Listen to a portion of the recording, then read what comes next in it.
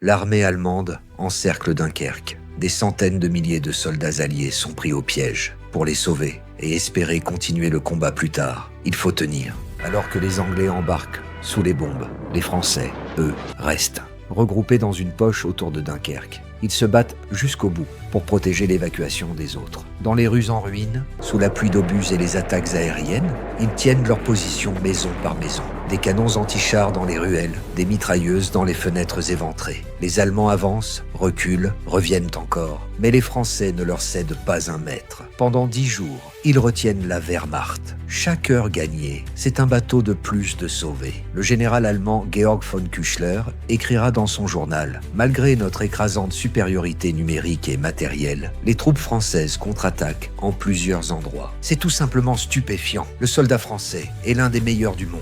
En résistant une dizaine de jours à nos forces supérieures, l'armée française a accompli à Dunkerque un superbe exploit qu'il convient de saluer. Elle a certainement sauvé la Grande-Bretagne de la défaite. Au total, plus de 330 000 soldats alliés sont évacués, dont près de 140 000 Français. Les derniers à quitter la plage et les premiers à s'être battus pour la défendre. Winston Churchill lui-même le dira, l'honneur de l'armée française est sauf. Sans sa bravoure, aucune évacuation n'aurait été possible. Ils n'ont pas fui, ils ont tenu pour les autres. Leur courage a traversé le temps, car les héros meurent, mais les légendes, elles, demeurent.